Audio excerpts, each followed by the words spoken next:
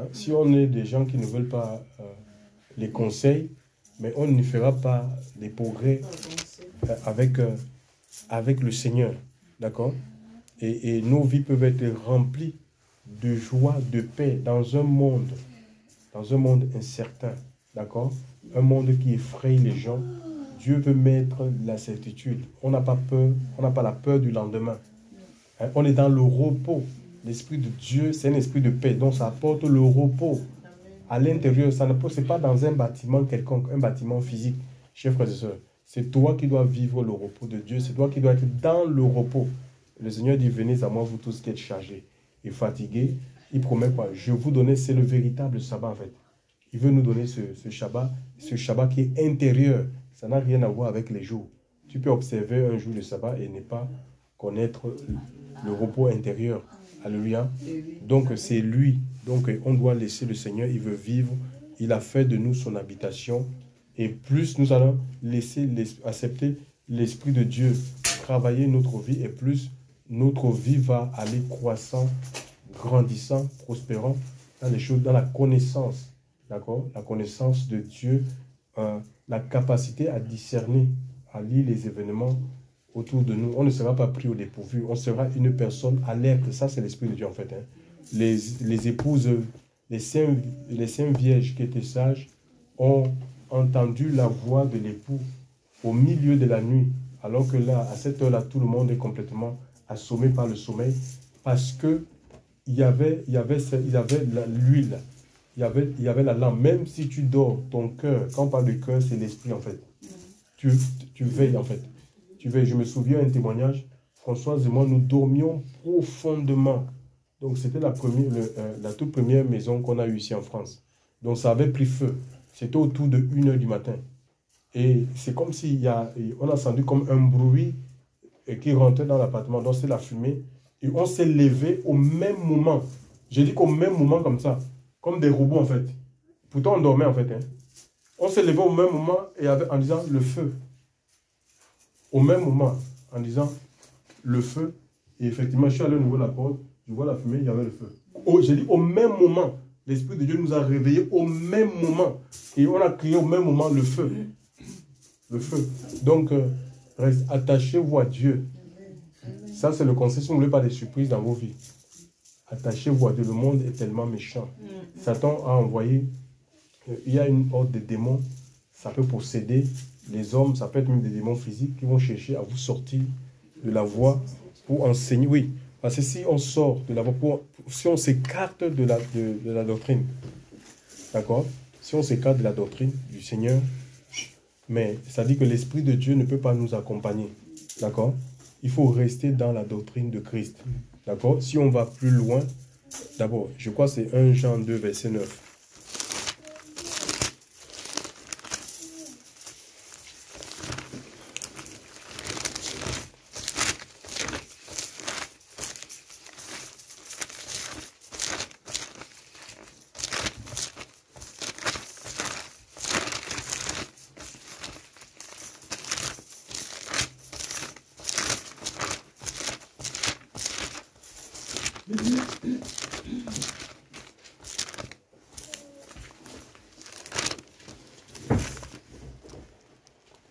Jean 2, qu'est-ce qu'il a dit? 1 Jean 2, verset 9. Oui. Celui qui dit qu'il est dans la lumière et qui est son frère est encore dans les ténèbres. Non, 1 Jean 2. Pardon, 2 Jean. C'est 2 Jean. Ouais, c'est 2 Jean, verset 9. Autant moi.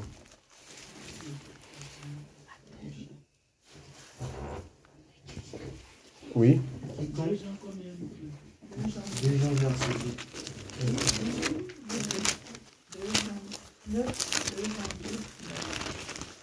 2 Jean 1, verset 9. Oui, parce qu'il n'y a pas de 2. C'est 2 Jean 1, verset 9. C'est ça, oui, qu'est-ce qu'il dit? Il est écrit que quiconque va plus loin et ne demeure pas dans la doctrine de Christ n'apprend de Dieu. Celui qui demeure dans cette doctrine a le Père et le Fils. Donc, quelqu'un qui va plus loin, c'est-à-dire qui va au-delà de la doctrine, en fait, des limites, des doctrines qui ont été posées par les apôtres, parce que l'Église véritable est édifiée sur le fondement des apôtres et des prophètes, Jésus étant la pierre angulaire. Personne, que ce soit Christ, donc Paul dit, soyez mes imitateurs comme je le suis de Christ. Donc, les apôtres, leur ministère est calqué, leur service est calqué sur le ministère de Christ. Christ n'a pas conçu un bâtiment, on n'a pas vu un apôtre faire les appels de fonds pour construire un bâtiment d'église. D'accord? Ces gens-là, ils n'étaient pas soumis à un jour. On voit qu'ils allaient de lieu en lieu, c'est dans les maisons, dans les places publiques. Il faut être conduit par l'Esprit de Dieu. Autrefois, il y avait aussi des synagogues, d'accord? Il y avait des temples et l'Esprit de Dieu les amenait à aller prêcher dans ces temples-là le message divisé. Ce n'est pas des gens qui accréditaient, n'allaient pas pour accréditer le système, disant que oui, c'est bon, le temple, tout ça. On voit la plupart de leurs... comment les religieux, quand ils étaient à Jérusalem avant la dispersion, comment les religieux les traitaient, ils les emprisonnaient, parce qu'il y a les foules qui suivaient leur message et qui se détachaient du judaïsme. D'accord?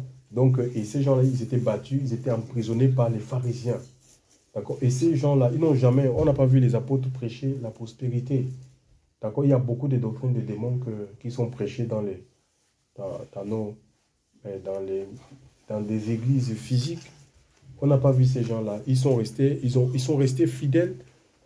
Ils prêchaient le retour du Seigneur. Hein. Hébreux 6, toutes les doctrines. Les doctrines sont marquées dans le livre de Hébreux chapitre 6. Hein. À partir du premier verset jusqu'à 5. Vous allez voir les doctrines chrétiennes en fait. Que nous sommes appelés à prêcher. Pas autre chose. Donc si on va plus loin, on commence à inventer des messages. D'accord? Mais on dit qu'on n'a pas le Père. Donc celui qui n'a pas le Père, il n'a pas le Fils. Ça veut dire qu'on est complètement... Tu vas plus loin, tu vas où? Tu vas t'égarer. D'accord? Et l'apôtre Paul, je crois dans le livre des Corinthiens, il disait qu'on ne peut pas aller au-delà des limites qui nous ont été... c'est qu'on peut trouver. 2 Corinthiens 10. 2 Corinthiens 10, oui. 2 Corinthiens 10. Donc il y a des limites, il y a des bornes. Enfin, à ne pas franchir. Si tu les franchis, mais c'est fini, tu t'exposes en fait. Les démons vont s'accaparer de ta vie en fait. Les démons vont s'accaparer de ta vie. Tu ne peux pas, il y a des limites que le Seigneur a posées. Donc si tu ne veux pas rester dans ces limites, ben... Donc il est dit...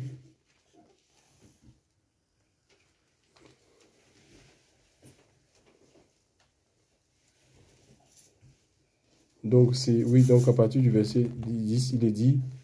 Car ces lettres, dit-on, sont graves et fortes, mais sa présence personnelle est faible.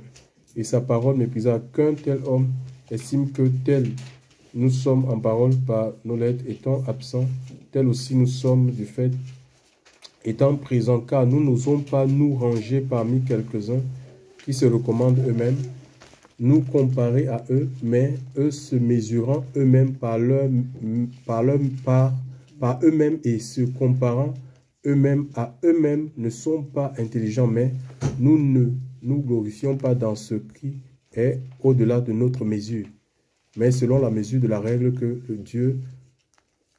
le Dieu de mesure nous a départis pour parvenir aussi jusqu'à vous. Donc il y a des mesures, il y a un champ d'action en fait. Il y a une sphère à ne pas séparer même pour faire l'œuvre de Dieu. Tu ne viens pas en France parce qu'on te dit que si tu vas être pasteur en France, tu vas être... Oh, comme j'ai vu un pasteur qui réveille, si on m'envoie en Angleterre, on m'a dit qu'il y a beaucoup de châteaux qui sont hantés. Si j'ai fait la délivrance d'un château là, maman, je deviens milliardaire une fois. Vous voyez? Ouais, mais c'est... Vous voyez comment quelqu'un y réfléchit? Mais oh, tu vas parce que c'est l'Esprit de Dieu qui te conduit à un endroit, tu vois? Et tu vas réussir la mission en fait. Parce que le Seigneur va t'outiller. Mais si tu vas seul, parce que tu suis tes intérêts, donc beaucoup ils suivent leurs intérêts. C'est pourquoi ils sont dans les comparaisons. Paul en parle, ils se comparent entre eux. Et pourtant, on n'a pas les mêmes ministères, on n'a pas la même vocation, on n'a pas le même appel. C'est un peu comme les ministères en fait. Imaginez un peu le ministère de justice dit que sans moi, le ministère de l'éducation n'est rien. Non, mais il faut le ministère de l'éducation pour former un juge, un magistrat. Vous voyez? Donc il y a une interdépendance en fait entre les ministères en fait. Donc on ne peut pas se dire, moi mon ministère est meilleur, l'autre, non, c'est la folie ça. Tu vois, il faut rester dans ses limites. D'accord? Et on ne peut qu'être heureux dans ce que Dieu nous amène à faire. À lui soit toute la gloire. Vous êtes la maison de Dieu. Entretenez votre vie, votre relation. C'est la présence de Dieu dont vous avez besoin plus que toute autre chose. Rien ne vaut la présence de Dieu. Quand tu as l'onction de Dieu, tu ne sauras pas courir après les gens. C'est les gens qui viendront vers toi. C'est les gens qui vont te solliciter. D'accord? Tu ne vas pas faire le racolage. Venez prier avec. Non, c'est le Saint-Esprit qui va attirer les gens. Les gens vont même acheter. Ils voudront acheter pour t'écouter. Pour t'écouter en fait. D'accord? Donc, mais toi, il faut rester dans les limites de Dieu parce qu'on ne vend pas la grâce du Seigneur. Les apôtres n'ont pas vendu. Ils ne sont pas allés au-delà de ce que le Seigneur les a recommandé. Il dit, allez guérissez. Il n'a pas dit, demander de l'argent pour prier sur des malades. D'accord? Ou pour prophétiser sur quelqu'un. Il faut que la personne fasse l'offrande du prophète. Le Seigneur ne l'a jamais dit. D'accord? Donc, allez guérissez. Ils ont obéi tout simplement. Et c'est ce que nous devons vivre dans l'obéissance. Être soumis. De toute façon, on est ses esclaves, on est ses rachetés. Nous lui appartenons. Alléluia. Et si nous décidons vraiment d'être sa maison, que lui vit, ça veut dire que c'est lui qui va nous conduire. Il va conduire nos pas. Alléluia. Nos actions seront influencées par son esprit. À lui soit toute la gloire. Nous prions le Seigneur vraiment qu'il nous imprègne de sa présence. Rien ne vaut la présence de Dieu. Que nos maisons soient pleines de joie. D'accord? Les chrétiens, même si tu es dans la souffrance, tu as la joie. C'est une joie qui est spirituelle, qui ne te quitte pas. Même s'il y a des troubles autour de toi, dans ton entreprise, machin, qui menace d'être fermé, tu es dans la paix, tu as la paix de Dieu. Il faut qu'il y ait une différence entre toi, qui a le Seigneur, et tes collègues. D'accord? Oui, voilà. Parce que nous, on a une espérance. Hein. Donc, voilà. Et c'est ça, en fait. C'est ce que Dieu veut faire, mais ça demande vraiment qu'on se donne entièrement. Il faut se donner corps, âme, esprit au Seigneur. Alléluia. Ce n'est pas l'à peu près. L'à peu près, c'est la religion, en fait. Et quand tu es un chrétien religieux, tu vas souffrir. Tu vas être dans la confusion. La honte. Ta vie sera comme ça, confuse. Parce que tu vas prendre des décisions seulement qui t'arrangent. Enfin, où tu penses que c'est intéressant. Tu vois que tes intérêts. Mais attention, ce sera plutôt le revers que tu vas vivre. Que le Seigneur nous garde. On demande au Seigneur vraiment qu'il nous visite. Donc on veut rester dans les voies de Dieu. Les apôtres, le Seigneur dit, allez prêcher la bonne nouvelle de la création. Celui qui croira et qui sera baptisé sera sauvé. Rome a dit non. Nous, on baptise d'abord les bébés et puis avant de les enseigner. Donc c'est le contraire. Donc c'est le contraire et nous ne voulons pas prêcher. Nous ne rentrons pas dans ce christianisme. Le jour et la nuit ne se mélangent pas. Donc Dieu n'est pas pour le mélange. Et un système, on le combat par l'intérieur. Tu peux avoir des bonnes idées. Moi, j'étais dans le système. J'ai cru que, donc, en parlant au pasteur, en jeûnant, en priant, ça va changer. Non, le système, c'est quelque chose qui est établi. C'est comme ça. Donc, il y a des personnes qui sont à la tête de ce système. Eux, ils ne sont plus avec Dieu. Donc, tu ne vas pas leur changer. Tu ne vas pas leur changer leur façon de fonctionner. Donc, c'est toi qui dois sortir. La Bible dit, sortez du milieu d'eux, ne participez pas à leurs œuvres. D'accord, c'est écrit, hein, Apocalypse 18.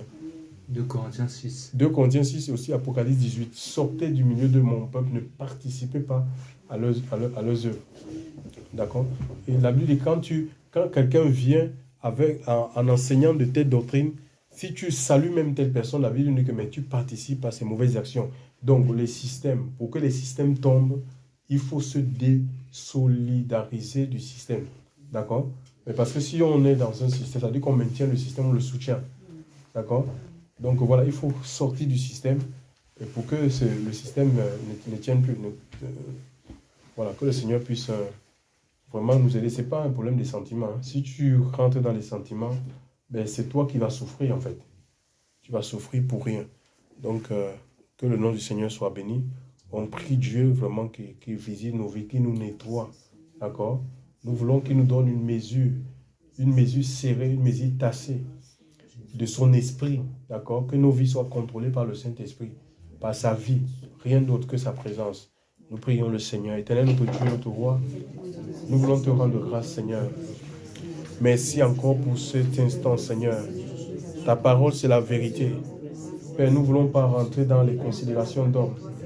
Nous ne voulons pas, Seigneur, faire l'à peu près. Nous voulons rester dans la vérité, Seigneur. Nous voulons suivre, Seigneur Dieu Père Tout-Puissant. Nous voulons suivre tes instructions. Tu dis, recevez mes instructions et vous aurez du repos pour vos âmes. Seigneur, en ce matin encore, tu nous fais savoir que c'est nous qui sommes le temple de ton esprit. Seigneur, que ton esprit vit en nous. Nous prions, Seigneur, que tu nous accordes un renouveau de ton esprit, Seigneur. Que tu libères la vie, Seigneur. La vie en abondance, Seigneur Dieu. Nous voulons que nos vies soient consacrées, Seigneur. Nous voulons que nos vies, Seigneur, puissent être des témoignages vivants. Nous voulons apporter la vie autour de nous, Seigneur. Seigneur, mon Dieu, mon Père, embrase nos cœurs, embrase nos vies. Seigneur, consume tout ce qui n'est pas de toi, Seigneur. Mon Dieu, mon Père, nous voulons être contrôlés par le Saint-Esprit. Que le monde et ses attraits n'aient aucune prise. C'est nous le temple, Seigneur. C'est nous le temple. Seigneur, mon Dieu, mon Père, longtemps nous avons entretenu les bâtiments. Nous nous sommes occupés des bâtiments au lieu de s'occuper des personnes, au lieu de s'occuper de l'œuvre, au lieu de s'occuper, Seigneur Dieu Père, des choses essentielles, Seigneur Dieu. Oh Dieu, merci Jésus. Béni soit ton Saint-Nom, Seigneur. Louange, honneur te soit rendu. Oh Dieu, tu es grand. Merci Dieu les amis, mon ami fidèle, mon Père, mon Sauveur, celui à qui j'ai cru toujours, à toi c'est la gloire. Merci pour tout ce que tu nous fais. Merci les monte vers toi depuis les cieux jusqu'aux nations, nous t'élevons par nos chants, depuis les monts jusqu'aux vallées, que nos prières montent vers toi. Depuis les cieux jusqu'aux nations, nous t'élevons par nos chants, par nos chants, par nos chants. Que nos maisons soient pleines de joie. Que nos vies soient pleines de vin. Qu'il n'y ait plus de pleurs. Qu'il n'y ait plus de pleurs, qu'il n'y ait plus de malheur. Que Jésus-Christ soit élevé depuis les monts, jusqu'aux vallées. Que nos prières montent vers toi. Depuis les cieux jusqu'aux nations, nous t'élevons par nos chants, par nos chants, par nos chants, depuis les monts jusqu'aux vallées, que nos prières